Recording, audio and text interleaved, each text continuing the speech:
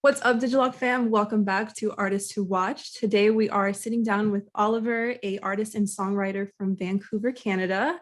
Oliver, thank you so much for being here today. How's it going? Of course, thank you for having me. Everything's great. Everything's great. Awesome. So for those that don't know you or aren't really familiar with your music yet, tell us a little bit more about you and how you got started in music. Yeah, actually, I'm Oliver. It's Awlyver. I'm a artist songwriter from Canada, Vancouver, Canada.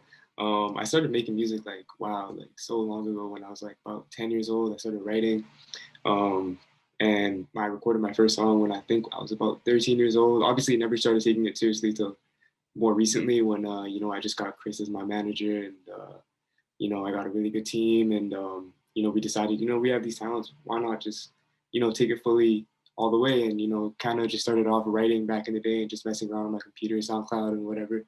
But yeah, no, now we're fully here and ready to go. Nice. What was that like that full circle moment for you where you were just like, all right, well, music is really my thing, like it's really clicking. I need to pursue this full time. Like, was there something that sparked that or did it just kind of gradually come about? Yeah, like actually, well, it's always been a talent, like something I saw as like a hobby, never something that I really wanted to take seriously for a while. But it was kind of just like me coming to a point where like I was like, how can I inspire people? Like, because I feel like the most important thing in life is like being able to inspire somebody else is definitely probably I'd say one of the best things you can do for anybody or anything and you can do in your life. So I was like, why not take something that I find as a hobby, that I genuinely do have a lot of love and passion for, like, and obviously something that I put a lot of time into. So, just kind of taking those two and thinking, I want to go out and inspire people and do big things for this world. And, best way to do that is just to lock in and just take it seriously. Yeah, for sure. And I mean, you mentioned, getting a team behind you. You have Chris, your manager, and a solid amount of people that help you, do what it is that you have to do on a daily basis to be a successful artist. What have been some of the things that like having that team behind you have empowered you to do that probably you wouldn't have done otherwise had you just been, doing this solo?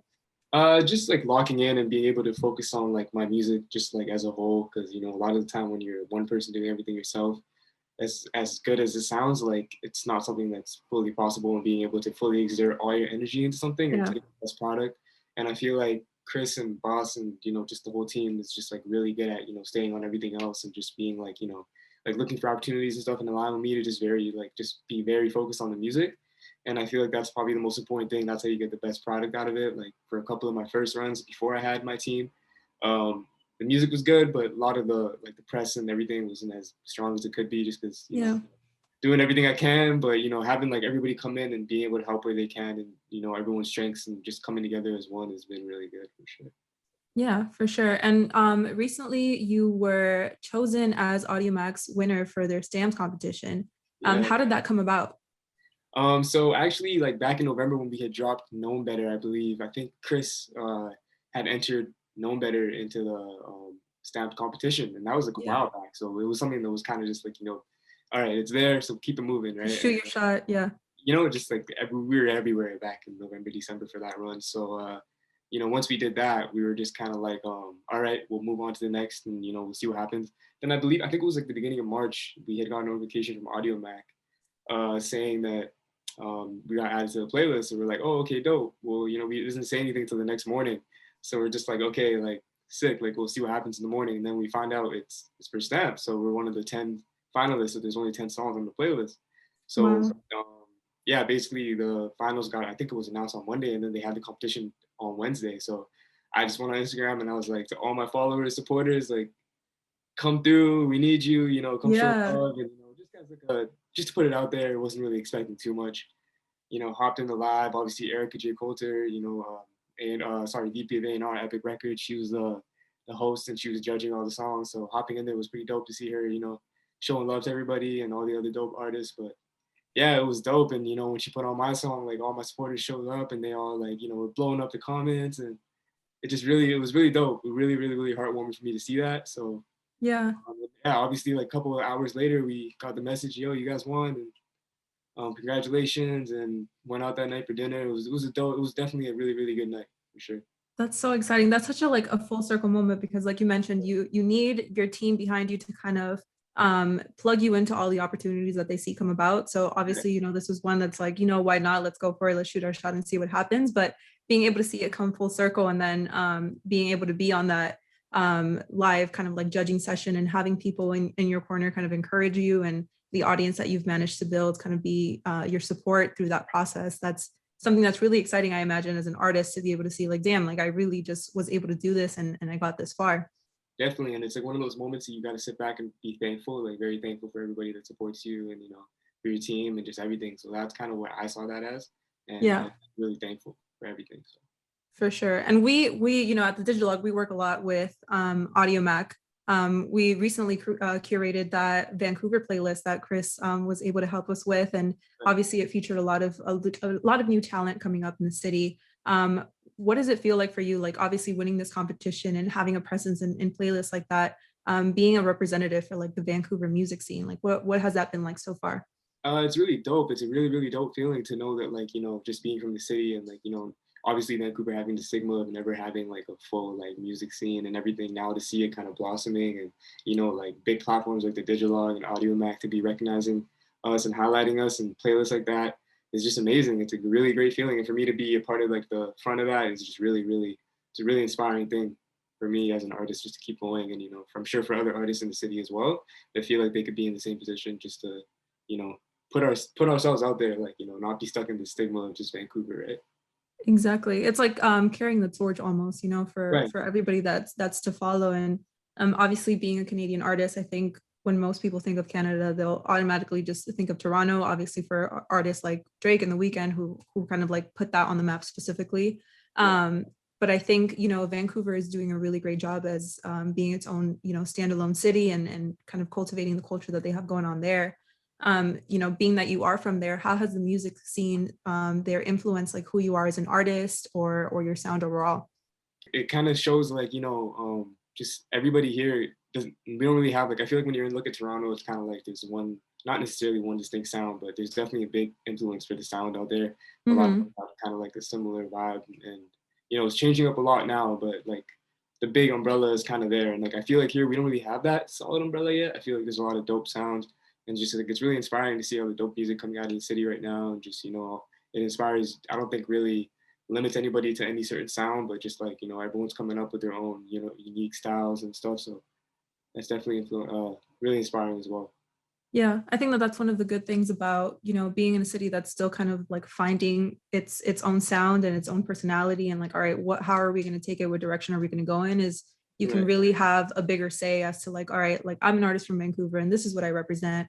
And here are all these other artists, and, being able to feed off each other creatively, and really make a name for your city, I'm sure is an exciting part to be of so early on in that stage.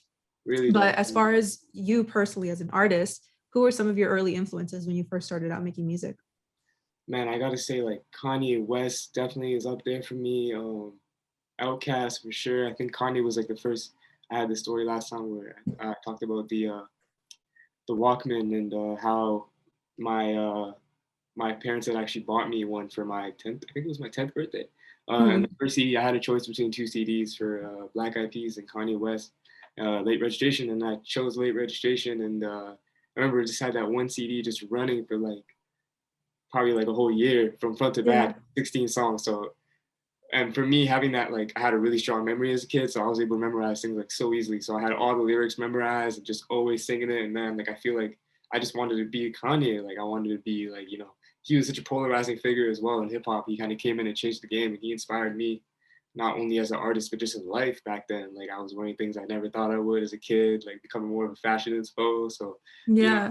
it was dope definitely to have him be one of my biggest inspirations. Also with Outkast, I know they're a little bit like the older generation from the 90s and early 2000s, but just like their sound and the way they kind of fed off each other and how unique they were coming from Atlanta at the time, that really inspired me to, just kind of be myself in my music, and, never rush anything or try to be something that I'm not. So, For sure. Two Outkast. timeless, I think, figures. Obviously, Kanye being able to be an example for not just in artistry, like if you want to be a rapper, but just like in production, in fashion, like you mentioned, just Exactly. being the image of an artist, and like what they are, and like the Right, bounds that you can push when you have that much power. right. That's definitely interesting. And I mean, Outkast is just, larger than life, especially, you know, living in Atlanta, that's just iconic for us here. So Yeah, definitely in good company there. a huge inspiration Um, for a lot of the artists. Sorry to add, but like right now, I can see it for sure. They don't, might not, you might not notice it through the music, but through the image for sure. yeah, no, that's kind of what I was getting at, is just the impact that they've had. I mean, obviously not just on you, but just in music as a whole, Exactly. especially in things that people wouldn't have thought of, like fashion. It's definitely very impactful people. So that's good Atlanta company that they're in. out there, they were way ahead of their time. If you look at it right now, it's crazy. Like, Yeah, and it's crazy. There's just light years ahead. exactly. But every artist, you know, like has a different approach when it comes to creating music. Some artists, you know, start with an idea or a beat. Some artists start with the lyrics and build the songs around it. From idea to kind of like the finished product, can you walk us through your creative process? Like, what is making a song? Like, what is that process like for you? Yeah, for sure. Like, when I just kind of like when it gets inspired like on the spot, it's usually just for me hearing a beat, and then just kind of how I feel at the moment. Oh shit, this is dope. I have a dope hook or a dope flow. Feel it out a little bit, and then start writing it down. That's just if I hear like a song on the spot. If I am really coming into like, all right, I'm gonna sit down and I'm gonna write this song. I kind of like this process where if I'm feeling like a certain way, I'll kind of write down however I'm feeling, like not necessarily Yeah, like poetry, but just getting everything on from pen to paper, just because like I feel like like that's journaling. portray anything, right? And just kind of like Mhm. having all these ideas and then I'll throw on some beats in the background and just kind of have it build slowly on itself, and then like I said, like kind of finding the flow and then filling it in with the lyrics, and that's kind of like my process for sure. When it comes to the actual songwriting though, I definitely like to kind of sit down and have that written down first and before I really listen to anything, or just kind of like I feel like that's kind of what I've been focusing on a lot more recently as an artist, is just really really emphasizing like my writing, Yeah. having everything connect and be like a story almost. So that's kind of what I really am trying to focus on, like because if I'm in the studio, I definitely like to hear something first, get into that vibe, but kind of depends where I'm at and what I'm doing. Yeah, for sure. And a lot of it too, like sometimes can be based on like your mood. It's like, all right, like what energy do I want to like bring to the table with this song, or what is it that I really want to talk about? So when you Exactly. have situations like that, do you normally pull from like your own personal experiences? Do you kind of like conceptualize an idea and just go based off that? What does that process look like? Yeah, it's actually, I was just speaking with some other people about this too. Actually, like I've started this thing where now I only come from a personal experience and like only from my own, like whatever I'm feeling. Like I feel like Yeah. in the past I used to write like kind of conceptualizing, like you said, like just kind of like other ideas or something that might be dope and just putting it out there. But I felt like I was never really fully able to connect with that music as much as I was, for example, with something that I did this and like this is really from me. Like this is what. That's another reason why I started to change so quickly, is just because like I feel like that's another important thing, is why you should take your time with the music, because you got to really experience like what you're going through, and like you can't really just be here one day and be like, this is how I feel right now, and I'm just gonna make this song and have it all be like. You might have that for sure, but some people really don't. Like you can put one or two lines down, and then on the next day you'll feel a certain way, and it'll all kind of connect into itself, and then you might have the best thing you've ever written by like Exactly. the end of a week or 2 weeks. And I think having that be when it comes to you having putting it down when it comes to you is a lot better and a lot more of an efficient way, as opposed to forcing it. Yeah. um, but yeah, that's definitely how I feel for sure. Yeah, and we've seen that a lot with like different artists that we've talked to, is just that recurring theme of like being authentic and true to yourself in your music is going to Exactly. go so much like a long way for you, as opposed to kind of like again conceptualizing like, oh, I think people would really want to hear like this particular story, or I want to talk about this because this is what's popular. Obviously that might get you like a quick hit, or just might be, you know, beneficial in like getting a song out, but ultimately in the long run it's always better to just kind of remain authentic to who you are, your story, and what kind of sets you apart from everybody else. Exactly, no, for sure. Yeah, um you know, continuing the idea of like just putting songs together and that whole creative process, something that is that comes across from your work as well is how much effort you put into the videos that you shoot. So you've done a lot of really dope music videos. For one of your singles, Oh Man, I noticed that it was filmed in Atlanta, and I live in Atlanta, so I was just curious, was it strictly a creative choice, or is Atlanta significant to the story? well, actually, I had gone out there. Shout out to Shane, his name's Save Cinema on Instagram. You guys can go follow him. He's a doper director. But I had gone out there actually just for a visit, go see my sister and my brother-in-law. They were staying out there. He was filming for a movie for a little bit, and I just went out there, you know, my sister was like, hey, there's this guy I know, he's really dope director. Like maybe he could, like, I know you're looking for a dope director for your music video. Maybe he could be the one. So, you know, we went for breakfast. He was really cool. We connected right away. So he was like, you know what, man, like I'm really busy the next few months, but if you want to come back in February, this was in 2020, he was like, we can definitely set out a week where we can just kind of plan everything and get everything all filmed. I was like, for sure. So went back a couple months back here in Vancouver and then, you know, back to Atlanta in February. Um, and yeah, it was just really dope to be able to, you know, be in a new city for a new month and just connecting and everything and having to film like a top quality video there. Yeah. And some of Atlanta's like, you know, hottest spots and, you know, obviously, you know, the Joystick Arcade where Future filmed, I think it was Draco, music video for Draco. So that was really dope. And then the bonfire spot, I'm not sure exactly Hmm. what it is, but has all the graffiti in it. You guys can check out the video. Yeah, it's really dope to, you know, just be able to experience that and be in a different environment, completely Yeah. different environment. And yeah, definitely, that was really dope. That's awesome. That's the power of collaboration. You know, it'll take you to places where you wouldn't have thought otherwise. So it was great to see, you know, a part of my city being represented there. So that was really great to watch. For sure. You have a more recent single, Known Better. Yeah. And that song also had a really great video. Can you walk us through that process and what it was like putting that all together? Yeah, so actually, this was like more of a collaborative effort with a lot of more people. So like, Hmm. Nala, Runala, the other artist on the song, her sister Anna, to produce the song. Sorry, the video, and she put together a really good team. And you know, we had our team, and we Yeah. put together the story, all these collaborative efforts with what we could do with the story, and then we kind of came up with, you know, this really dope idea, which kind of like plays off of, you know, knowing better in a relationship, but you know, also Hmm. knowing better, you know, in general, when with the treasure, you know, being taken and me having the actual treasure. And I don't want to spoil too much for anybody who hasn't seen the video yet, but Yeah. you know, It's a just cinematic experience. Make sure to exactly, check it out. exactly, definitely. You know, I don't want to spoil the end for you guys, but you Yeah. know, having to do that and being able to do that and have it be like a story almost for a music video was something I didn't get to do yet. So that was really dope. You know, being able to dress up as a certain character and you know, yeah, that was Yeah. definitely dope. It comes across. You can tell that you guys had fun, you know, like with the whole plot and like putting that Yeah, together. So it's really definitely. great to see. And again, that's like a very common thread in a lot of the stuff that you put out is it's very high quality work. Thank you. Obviously both for the production of your music, but also for the visuals that go along with it. So again, it's a testament to you and your team and all the hard work that you guys put in. Thank you. But now that you have all these singles out, obviously, you know, the next step is a forthcoming debut EP. Yep. Can you tell us a little bit more about what's in store for that? For sure, yeah. So Damage Control, it's a whole story. You know, that's the name of the EP, by the way, Damage Control. I've been really taking my time with this, like I said, like with the experiences and having to be able to sit down and really have these sessions where you're writing them down and, you know, really kind of bringing forth the music from whatever you're feeling internally and just having it really represent you. Feel like Yeah. down the line, that'll really have it be, you know, more meaningful, so to say. So, yeah, like we really have gone through like a lot of different tracks and we're just kind of, we're in the closing stretch here. But I'm really excited for you guys to hear this. It's gonna be a really, really dope story. And then right after that, we got a bunch of collaborative singles. I don't want to give away too much either about that. But yeah, this summer is lined up to be really big. So, you know, it's been a quiet start to the year, but it'll all be worth Yeah. it for sure. We Once are we coming full fire. Is that the release timeline that you have planned for the album is summer?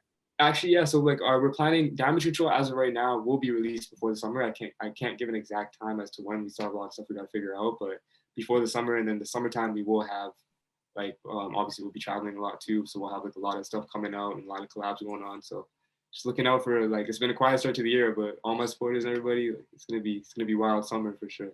No, we're definitely excited. And you know, for this particular EP or next project that you're putting out, are there any specific topics that you're exploring? Is it similar to music that you've done in the past? Are you doing anything new or different? What can we Yeah, expect? just sorry to cut you off, but like yeah, it's just like you know, just a lot of more of the personal experiences, just like kind of a lot of it's based on like what we went through, like kind of going through isolation and quarantine, Yeah. touching on relationships, like you know, like obviously a lot of the stuff that we think about. So like self-doubt, all those kind of things that we gotta battle every day, you know, coming to terms with yourself, a lot of that stuff. As well as like some of the darker stuff, you know, obviously some of the happier stuff, the darker stuff, but you know, I'm sure a lot Yeah. of us had a lot of time to reflect on ourselves in the last year or so. So I wanted to touch a lot on that for sure in the project, and that's why it's called Damage Control, because you know it's just like a lot of it's kind of based on just kind of like you know not letting things get too blown out of proportion. You know, having all this time to think and you know all this time to you know kind of staying in terms with yourself is what I Yeah. say. So yeah, The importance of self-reflection. Exactly. But Exactly. that's exciting because that's something that obviously everybody can relate to, being cooped up in the Exactly. house for a year, Mhm. you know, struggling to navigate like your personal relationships and like, all right, like what am I really doing? What is going on? How do we even cope with this? So Exactly. um, A lot of that's people. definitely, Exactly. Exactly. That's kind of why I wanted to, inspire people with this project. Hopefully it will. I'm really excited for you guys to hear this. yeah, we can't wait. Well, besides releasing the this project, what is something else that you hope to accomplish in 2021? Um, Man, I just want to be able to travel again and perform because like that's something that I still haven't really been able to do since I Yeah, was like really being because I started probably just right at the beginning of the pandemic. So like March 2020 is when I had my first release, and a week later we're here in COVID, right? So that's something that I definitely really want to do. So obviously when we travel, um, hopefully I'll be able to get on the stage somewhere and feel the vibe. So that's something I want to accomplish for sure this year at some point. yeah. Is there like one place that you're like, all right, when I play here or when I go here, I'm like, I'll feel good. I made Oh it. man, Atlanta. I want to come back there. Yeah, Go there for sure. Atlanta. Just because I've been there, me having spent time there, and getting kind of to know the place a little bit, I feel like it'd be dope to go back there and be able to perform for sure. So that's something that's for sure on my list. First, New York as well, because I love New yeah, York. But yeah, and then also Vancouver because want to be able to perform my own home city for sure. exactly. Got to take it back home. Well, Exactly. Atlanta and New York definitely have a special place in my heart, and obviously they're a big part of our Digilogue community. So we're happy to provide support in any way that we can. Yeah. But we're really looking forward to this new project. Obviously, very proud of all the work that you've done thus far, and very excited to see where you continue to lead. You know, the music scene in Vancouver, and watch that all continue to grow. So that's really exciting. Thank you. Thank you. Thank you again for taking the time to sit with us today. If you can For tell everybody watching at home where they can stream your music and anything that they should check out. For sure, yeah. You guys can find me under Oliver. That's AWLYVER on Spotify, Instagram, Oliver Official on Twitter, all streaming platforms under Oliver. So yeah, check me out, guys. Awesome. Thanks for your time, Oliver. We appreciate it. For sure. Thank you, Laura.